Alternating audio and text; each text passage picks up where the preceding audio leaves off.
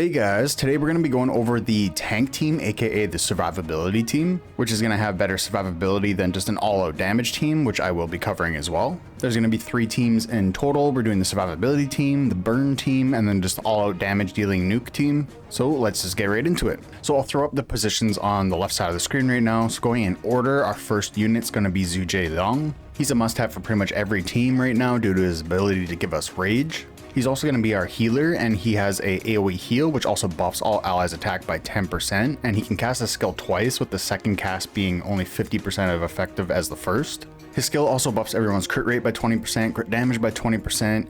Each skill cast also has a 40% chance to restore up to 2 rage and will increase rage regen. With all that he does, you can see why he's going to be a vital part of the team. Everybody is very rage reliant right now. It'll be alleviated a little bit when beasts come out. There should be a beast that generates rage for us, but there's also going to be most likely going to be a beast that reduces enemy rage as well. It's going to be a rage tug of war at the beginning of this game for a little bit. And like, I'm going off of all the previous games. I've played them all. I've done videos and guides for all of them. This one looks pretty similar, although the units do have different skills. A lot of them have very similar skills. Some of them even have like copy paste, but some of them are just completely different. So take that with a grain of salt. But as you can see right here, we will have beasts in 5 more days. So there should be a beast that generates rage for us and reduces enemy rage. But theyll is going to be a vital part of the team for quite a while. So our second spot is going to Shangxiang. I'm butchering half of these names. I'm better with the Japanese names. The Chinese ones are a little bit harder for me. So she's mainly going to be here for her rage shenanigans. Her AoE has a 40% chance to steal 1 rage from 2 enemies, which then gives to the ally with the highest attack, which is going to be our Lu. Her skill can also just generate up to 3 rage for the highest attack ally as well, while also being able to shut down enemies' basic attacks, which if you didn't know, Lu's attack is a basic attack. He doesn't have a skill, so she can shut down our enemy's best damage dealer, which is huge. Hey, I forgot to put in the sponsor segment.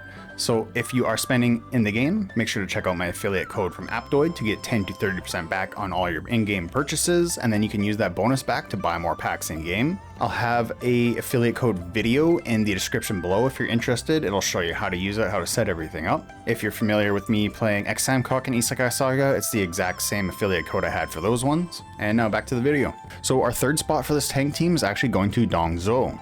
His AoE grants a shield to himself and the ally with the lowest HP for 2 turns, which we're going to try to make Lu have the lowest HP. I'll go over that at the end of the video. He also takes 50% of the damage taken by the lowest HP enemy and receives it himself after casting a skill, while also cleansing a debuff and restoring 1 rage to the shielded ally. When the damage share ability expires, they'll both get healed as well. So if either one of them get killed, they'll survive with 1 HP and won't be able to die for 1 turn. Although they can't get healed during this, it can happen every 2 turns, basically enabling us to have like an immortal zombie Lu on the field that still nukes enemies. And if you're worried about Dongzo dying, because it only works every 2 turns, the next unit should actually help a lot with that. So our 4th spot can have 2 different units, but we're going to check out Zhongfei first. He attacks the enemy front row with a 30% chance to taunt them, which means they'll be forced to attack him with basic attacks. His taunt also has a chance to apply to the highest attack enemy for 1 turn, and will give Zhongfei a damage reduction to help him survive. And speaking about surviving, if damage exceeds 15% of his max HP, he's going to be able to reduce it by 20%, and will have a 50% chance to reduce the attacker's rage by 1 as well. So this can happen once per enemy per turn, meaning it can happen to all 4 people that he's able to taunt, plus the other 2 if they attack him. If and when he does die, he gains unyielding for 1 turn, keeping him alive, and he gains 30% leech while also healing himself for 5% HP per hit. Most importantly though, he's going to be able to give an invincible shield to the 2 lowest HP allies for 1 turn, meaning Dongzo since he's taking the extra damage, and hopefully Lu since we're going to be giving him less max HP than the others, so there's a higher chance that he'll have lower HP. So another unit you could use here is Cao. His AoE skill has a 50% chance to restore rage to all allies, while also granting an invincible shield like Zhongfei, except that it only applies to 1 unit instead of 2. He also has a 30% chance to restore 1 rage to himself and allies whenever an ally gets a debuff, which depending on the team you're facing could be a lot or it could be very little. Like if you're facing a burn team, that's a lot of debuffs floating around. Every time an ally uses a skill, he has a 30% chance to restore 1 rage up to 5 times per turn, and when he gains rage outside of his turn, he gets a 4% damage reduction buff up to 40%, which is quite high. Now, seeing as this is a tank team, Zhongfei would be better as he gives better invincibility shields. Well, like at least it applies to 2 people instead of 1, but Xiao Xiao is still good as he supplies rage to Lu Bu, which is vital to any team with Lu Bu. He needs a lot of rage, and speaking of Lu Bu, our 5th spot is going to be Lu Bu. He's going to be a main source of damage. He doesn't have a rage skill, but instead his basic attack is like super overpowered. He gains 10% damage boost for each rage he has up to 200%, which is insane. Every 4 basic attacks, he unleashes an attack that deals true damage equal to half of his attack to all enemies, and whenever an ally uses a skill, he has a 20% chance to pursue with a basic attack, as well as a 50% chance to gain 1 rage, which he's going to be needing. What really makes this guy nutty though is his trait at 16 stars. When his rage is over 7, he basically deals splash damage to surrounding enemies, or adjacent enemies is the term they use, from his target at an additional 50% of damage, and when his rage is over 13, needs a lot of rage, he deals that 50% damage to all enemies. So this guy's, he's a one-man army, or at least a full team's worth of damage coming from him basically. He can dish out some serious damage, and unfortunately I only have 1 copy of him, and I'm sure many people are in the same boat as me, so make sure all of your faction summons are going to the war faction. That way you have a chance to get him out of there, and then your exchange points that you get from that faction summon, get Lu Bu with them. Don't get anyone else at this point in the game. He's the best unit to go for. And finally, our 6th and last spot in the team is going to be a supplemental damage dealer, or if you want to be even more tanky or have more survivability, you could also go with a different support unit. So for damage dealers, we got a few choices. Since Lu Bu is going to be heavily damaging everybody if he doesn't outright kill them, we need someone to come and sweep up after the nuke he drops. So the first choice would be Guan Yu. He's really good because he deals high single target damage, to which what will be already heavily damaged enemies, and if he kills them, he can cast a basic attack, which can happen just over and over and over. He can really sweep up the field. He also buffs his damage by 3%, every basic attack up to 30%, and can pursue with a basic attack when an ally uses a basic attack. He's also able to counterattack, and every attack he does reduces target's defense by 5, while also buffing his crit rate by 7%, up to 5 stacks. His crits also deal extra damage at 5% of the enemy's HP. It's just really good unit for dealing heavy single target damage. Sima Yi is actually a good candidate as well because he deals 20% more damage for every 1 rage he has higher than the enemy, and since we are a rage generating team, he should have a lot of rage. His skills also have a 35% chance to not consume any rage, which gives him even higher of a chance to have more rage than the enemy, and he also deals more damage if his rage is above 4, which it's going to be.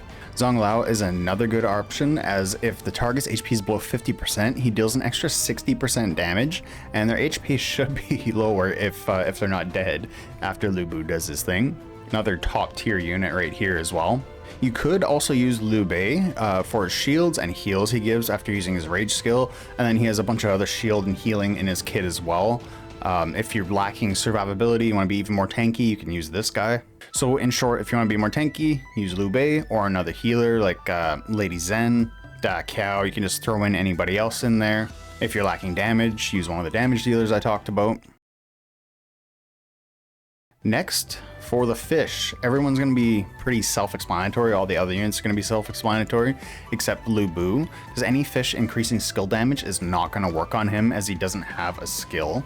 Also, to help get him his invincible shields, we want to put that fish that increase max HP, like the grass carp right here, or the guppy. We're going to put those on everybody but Lu Bu, so they all have higher max HP, meaning if they all take around a similar amount of damage, Lu Bu's going to have the lower HP, so he's going to get that invincible shield more often. It just increases his chance of getting the invincible shield. For rare fish, everybody should have the Moonlight Jellyfish. This is going to be the largest damage reduction function in the entire game for a long while. If any of the devs' previous games are any indication, this is the holy grail at the beginning of the game. The Hermit Crab is another one that every unit should have. So 100% chance to survive fatal damage, triggers only once per battle. I guess I didn't say anything about the Moonlit Jellyfish. So this is going to make it so you won't take more than 50% of your max HP as damage in a single attack. So if you have 1 million HP and somebody goes and hits you for 10 million damage, you're only going to take 500,000 damage. That's a hard cap. So if you get healed by any amount, say you have 520,000 health now, you get hit for 10 million damage again, it's still only going to hit 500,000. So you've essentially survived 2 hits that would have killed you otherwise. So this is absolutely necessary on all your units. The salamander, where is he? Right here. This is a really, really good one. So upon death, grants 1 unbreakable invincible shield to the unbreakable. That's a big thing because you can break invincible shields. So it's an unbreakable invincible shield to the lowest HP ally and the highest attack hero. So you get 2 unbreakable invincible shields whenever anybody dies for 1 turn. This is also another really huge one. This won't come out for a little while though. I'm just realizing that these are all limited. So they're probably going to come out with more. Yeah, they're definitely going to come out with more normal ones. We only have 6 normal ones. So this will be from later updates for getting these. They usually come out in order. So it's kind of surprising because they released them 2 at a time in the other game. So it's kind of surprising that we're going to get this one right away because this one's really good in their other games. Golden Trout's another one to look out for, dealing a bunch of extra damage the more enemies you hit. Again, it's a limited one, great for AoE damage dealers. Not good for Lu Bu, but just good for the future damage dealers. So for big fish, we could use a Ray.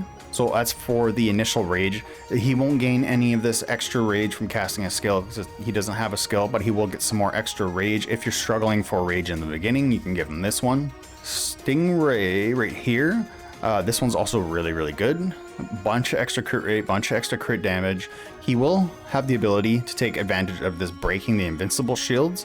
It's going to be a lot lower for him because it is 25% chance for all enemies. This should also be on your single target attackers. Even if they're not damage dealers, just give it to the people who attack single targets because 100% chance for a single target. It's super, super good. Timon is not going to work for him. This one is really, really good. It reduces enemies' defense by 10% for 7 turns. It's stacking. There is no upward cap because that doesn't say it. I've even confirmed this. They have the same one in Samkok and Isekai Saga. And when I was spending big in Isekai Saga, like I was at the top of my server for quite a while, up until I stopped really playing. And I had access to the VIP guy, who it was a VIP bot, but it was an actual dude messaging everybody, so you can ask him about different functions in the game and he confirm it. So yeah, he said this is an infinitely stacking one, which is crazy.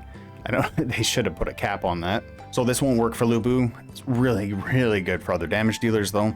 We can put Manta on him though, because it's just a straight up damage increase at the beginning, and then it ignores 15% of enemies' defense when at 5-star. So this is awesome for Lu Bu. You could even use Dragonfish, although you need to be at least 3-star to get any extra damage out of it. It's just going to be a lifesteal up until then, and it only works for every 4th basic attack, which is all Lu Bu does is basic attacks. And he does do pursuits, and which will give him more basic attacks and able to trigger this faster. Medium fish, we can give him the herring. So every 1% drop in enemy's HP increases damage by 0.75%. So that can be pretty big. Obviously, if they're at full health, it's not really going to do anything at all. Snakehead is also going to be really big for him. So 100% chance to gain a stack of Sanctum, which negates incoming debuff, which when we talked about Sun, I'm just gonna call her Shangxiang. I can't pronounce that last name for some reason. Her debuff, her militant debuff, is able to shut down basic attacks and pursuits, which is going to shut down Lu Bu. So this can help keep him out of, or keep him from getting that debuff. The Oarfish can help if you have units on your team dealing debuffs. Now in this one, I don't really think we have anybody, but if you're watching this and you adjust this team for whatever reason, or you your 6 slots kind of open on this team, should be an extra damage dealer. It can be damage dealer of your choice, but if they're doing debuffs, then you can give Lu Bu this because it's going to increase his damage by quite a bit. And all the small fish should be pretty self-explanatory. So just remember, don't put the HP fish on him. We want him to have a little bit lower HP than everybody else, just to help him get those invincible shields more often. Dongzo is going to be sharing damage, so he's going to automatically be lower HP. He's going to do the damage share, he's going to absorb all of it, and then he'll have Zhongfei's invincible shield, so all that extra damage coming in is just going to get hit by the invincible shield, and then Dongzo is going to stay alive.